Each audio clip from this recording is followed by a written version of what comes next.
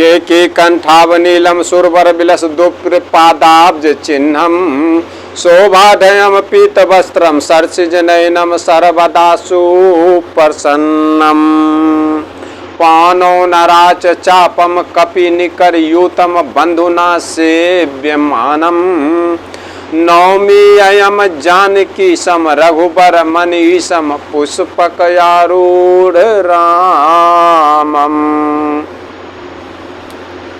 मोर के कंठ की आभा के समान हरिताभ नीलवर्ण देवताओं में सर्वश्रेष्ठ और संत भृंगु जी के कमल चरण चिन्ह से सुशोभित और शोभा से परिपूर्ण पीतांबर धारण करने वाले पीतांबरधारी और कमल के जैसे आँख वाले सदा परम प्रसन्न और हाथों में धनुष बाण धारण करने वाले वानर समूह से युक्त भाई लक्ष्मण जी से सेवित स्तुति किए जाने योग्य श्री जानकी जी के पतिदेव श्री रामचंद्र जी पुष्पक विमान पर सवार श्री रामचंद्र जी को मैं निरंतर सभी भक्तों के तरफ से बारंबार प्रणाम करता हूँ कि सभी भक्तों के हर दुख को हर लीजिए और सभी भक्तों को आनंदित रखिए, खुशी रखिए, उनके जीवन में कभी कोई कष्ट ना आए। आप इतना कृपा करें, क्योंकि हे प्रभु आप कृपा के समुद्र हैं, आप इस ब्रह्मांड के मालिक हैं, सर्वोपरि हैं, सर्वश्रेष्ठ हैं, इसलिए आप सभी भक्तों के ऊपर कृपा करें। मैं आप सभी संत जनों को, सभी सनातन धर्म और हिंदू धर्म के मानने वालों को वहाँ ले चलता हूँ जहाँ श्री रामचंद्र जी, लक्ष्मण जी, भरत जी, शत्रुघ्न जी और इनके पिता महाराज दशरथ जी पृथ्वी के पति और माता सीता जी और सीता जी के पिता श्री जनक जी, यानी जनकपुर की बात मैं आप सभी संतों से कह रहा हूँ। यही अमृत है, इसको सुनने से ही सारा दुख दूर होगा। अमृत कहीं देखने को नहीं मिलता है, अमृत कानों से पिया जाता है। ये राम की कथा ही अमृत है। इसको दृढ़ विश्वास के साथ ग्रहण करने से सारे मनोकामना पूर्ण होंगे और सारे कष्ट दूर हो जाएंगे। चलिए चलते हैं।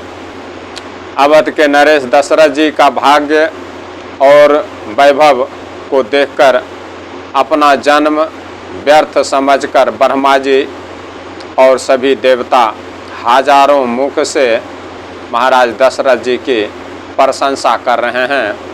सुरन सुमंगल अवसरु जाना, बरसहि सुमन बाजाई निशाना। देवतागण सुंदर मंगल अवसर जानकर नगारे बजा बजा कर ऊपर से देवगण फूलों की बारिश कर रहे हैं और देवता के मालिक देवों के देव क्या कर रहे हैं देखिए। शिव ब्रह्मादिक विबुध बरु था, चरे विमान ने नाना जूथा। और देखिए यहाँ देवों के देव महादेव जी, वैद्यनाथ जी, काशी विश्वनाथ जी और अमरनाथ जी क्या कर रहे हैं। महादेव जी, ब्रह्मा जी और देवताओं के झुंड, देवताओं की टोलियाँ बना बनाकर विमानों पर जा रहे हैं। प्रेम पुलक तन हृदय उछाहु, चले बिलोकन राम विबाहु। सभी देवतागण प्रेम से पुलकित शरीर हो रखा है सभी देवताओं का और हृदय में सभी देवताओं के हृदय में बहुत उत्साह भरा हुआ है कि श्री रामचंद्र जी का विवाह देखेंगे। ऐसा विचार करके सभी देवतागण श्री रामचंद्र जी की शादी को देखने के लिए टोली बना बनाकर विमानों पर चढ़ के फूलों की बारिश करते हुए और अपने मन में अति आनंदित, अति उत्साह भरते हुए जा रहे हैं कि मैं जगत के पति श्री रामचंद्र जी का विवाह देखूंगा। ऐसे उत्साह सभी देवताओं के मन में है और सभी हर्षित हैं। देखि जनक पुरु सुर अनुरागे, निज निज लोक सब महिला घुलागे। जनकपुर को देखकर देवतागण इतने अनुरक्त हो गए हैं कि उन सबको अपने अपने लोक यानी देवलोक बहुत तुच्छ लगने लगा।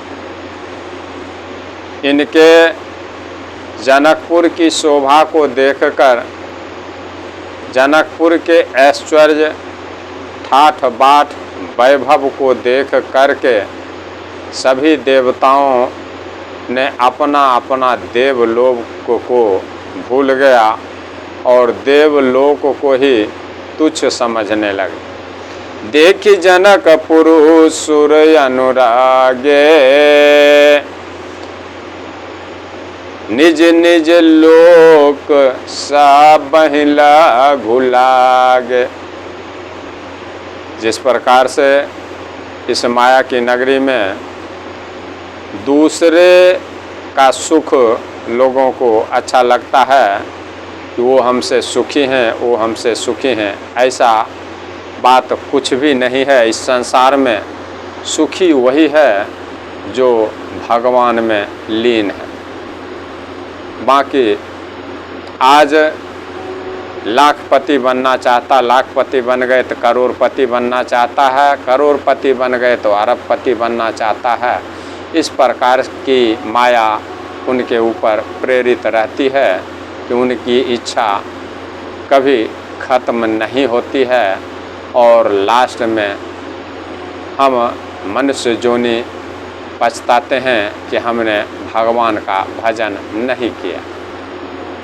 इस प्रकार से देवतागण भी अपने लोक को, अपने स्वर्ग लोक को भी ओछा समझ रहे हैं, छोटा समझ रहे हैं, लघु समझ रहे हैं, तुच्छ समझ रहे हैं जनकपुर की शोभा को देख करके, जहाँ प्रभु श्री राम, लक्ष्मण, भरत, शत्रुघ्न, अयोध्या नरेश महाराज दशरथ जी और जनकपुर के राजा महाराज जनक जी, माता सीता जी के पिताजी ऐसे ऐसे धरती पर विराजमान हैं।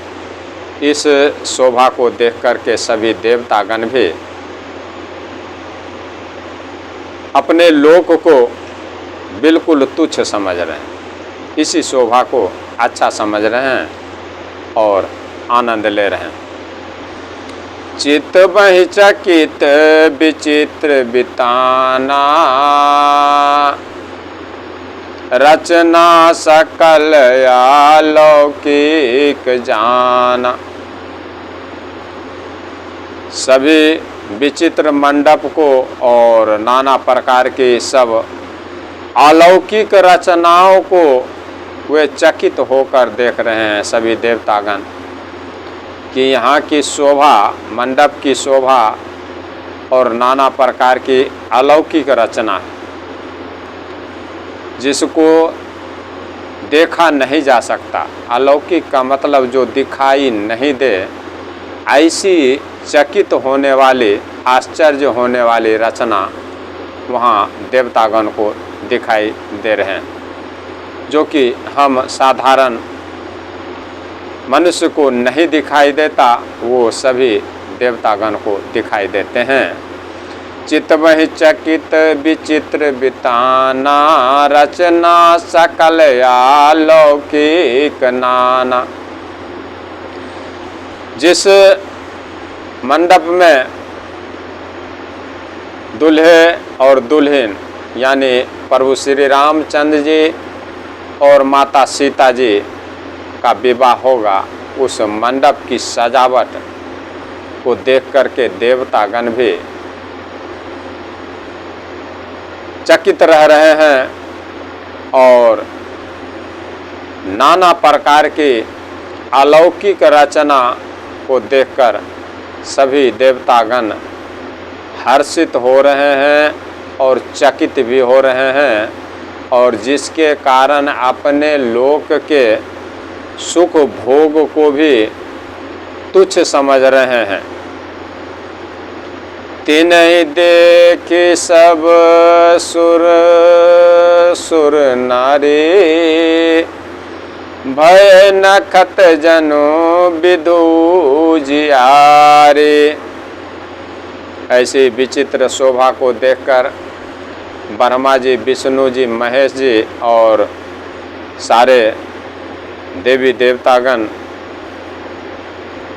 और देवताओं की पत्नी, देवांगनाएं बोलते हैं उनको, देवताओं की पत्नियों को देवांगनाएं ऐसे प्रभावित हो रहे हैं जिस प्रकार से चंद्रमा के उजाले में तारागण फीके पड़ जाते हैं, उसी प्रकार से उन्हें देखकर सब देवता और देवताओं की पत्नियां ऐसे ही प्रभावहीन हो गई हैं।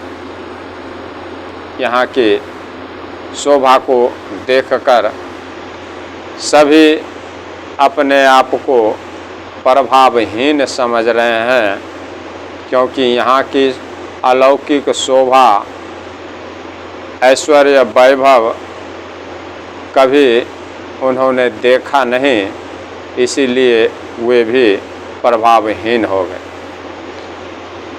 विधि भयउ आचरजु बिसेखी, निज करनी कछु कतहु न देखी। अब सभी देवी देवतागण तो प्रभावहीन हो ही गए। यहाँ की जनकपुर की शोभा और मंडप की रचना को देख करके, और ब्रह्मा जी को विशेष रूप से आश्चर्य हो रहा है। ब्रह्मा जी अपने मन में ही बहुत आश्चर्यचकित हो रहे हैं, क्योंकि यहाँ ब्रह्मा जी ने अपनी कोई करनी तो कहीं देखी ही नहीं। ब्रह्मा जी अपनी रचना यहाँ जितने भी मंडप से लेकर जनकपुर नगरी में शोभा बढ़ी हुई है, उसमें ब्रह्मा जी अपनी कोई करनी, अपनी कोई रचना नहीं देख पा रहे हैं। फिर भी इतना आश्चर्यचकित रचना हो रखा है और ब्रह्मा जी सोच रहे हैं कि हमने तो ऐसा रचना कभी किया ही नहीं, और ऐसा आश्चर्यचकित रचना हम देख रहे हैं।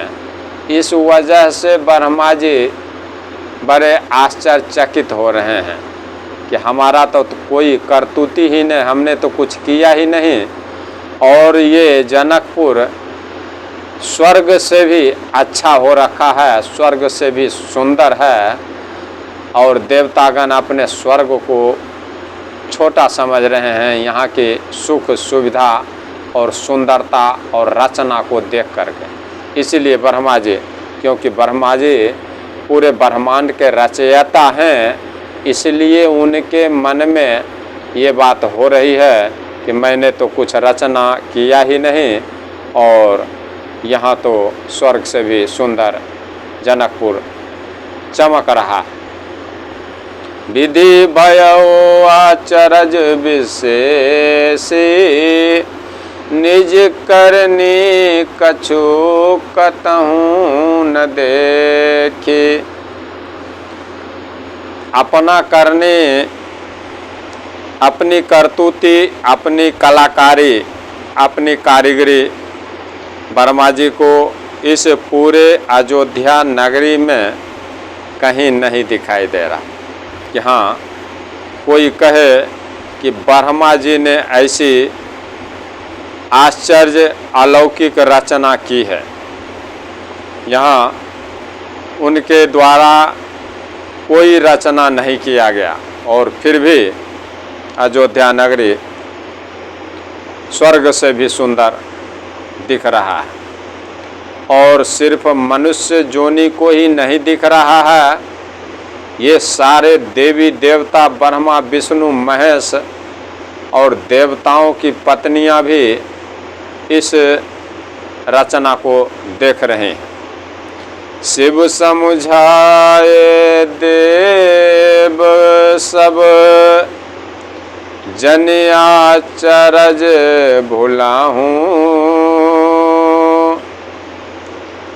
हृदय विचारहूं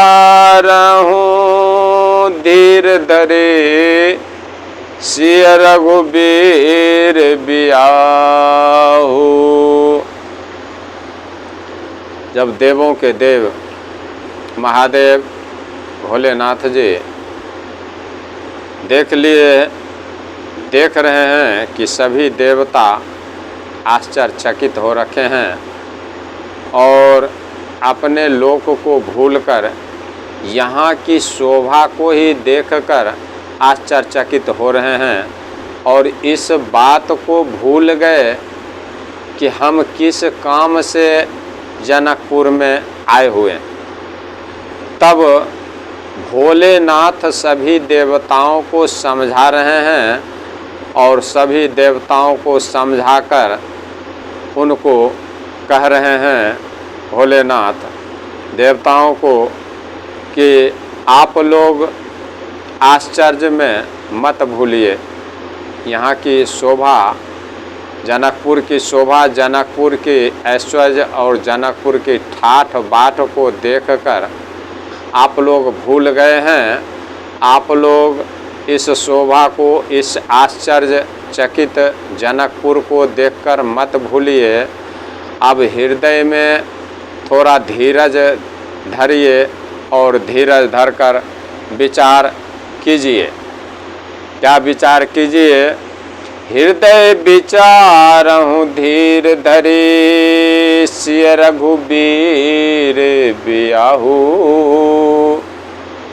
बोले अब ये सब आश्चर्य चकित होने की ज़रूरत नहीं है।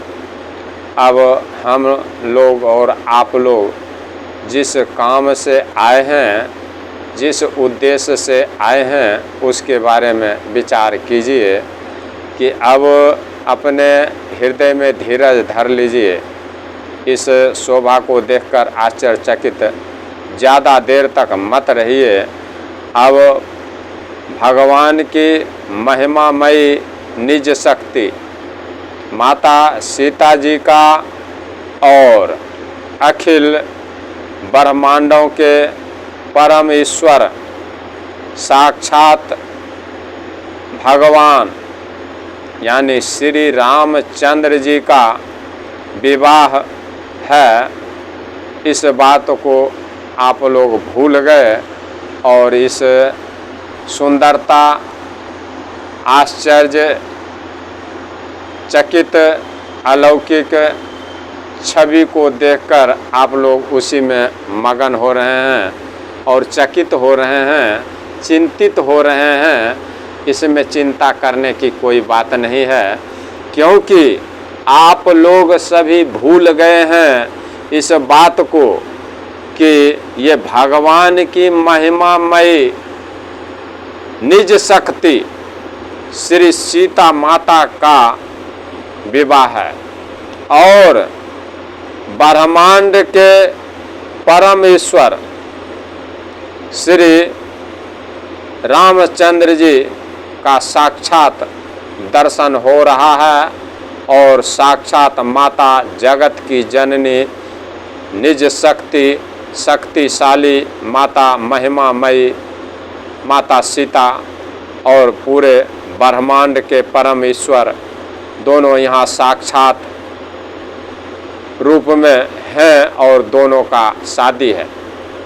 इस बात को आप भूल चुके हैं, इसलिए आप लोग आश्चर्य कर रहे हैं। ब्रह्मा जी, विष्णु जी, सभी देवताओं को महादेव जी इस बात को कहकर सभी देवताओं को समझा रहे हैं कि मत भूलिए कि ये जगत के ईश्वर श्री रामचंद्र जी और महामयी निज शक्ति श्री सीता माता जी का विवाह है।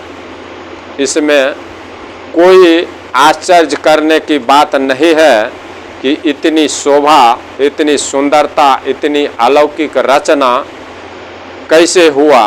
ब्रह्मा जी को भी कह रहे हैं, ब्रह्मा जी भी अपने मन में सोच रहे हैं कि मैंने तो कभी ऐसी रचना देखा ही नहीं और मैंने कभी यहाँ जनकपुर में आके जनकपुर की शोभा और मंडप की शोभा को बढ़ाया नहीं, फिर भी ऐसी अलौकिक रचना कैसे हो गई। इसलिए महादेव जी सभी देवताओं को, ब्रह्मा जी सहित सभी देवताओं को समझा रहे हैं। आखिर मन में विचार कीजिए कि शादी किसकी है। इतना में आप सभी को समझ में आ जाएगा कि ऐसी रचना किसकी शादी में हो सकती है। इस अमृत कथा को आप लोग सुन रहे हैं। इससे आगे की कथा मैं अगली कड़ी में सुनाऊंगा। तब तक के लिए मैं भगवान श्री रामचंद्र जी और माता सीता जी से बारंबार विनती करता हूँ कि अपने सभी भक्तों के हर कष्ट, हर बला, हर दुख को हर लें और सदा जीवन को आनंदित रखें, ताकि आपके भजन और आपके भक्ति में सभी जन लगे रहें और आपका महिमा का गुणगान करते रहें और सुनते रहें। जय जय श्री राम। सभी भक्तों को मेरा बारंबार जय जय श्री राम।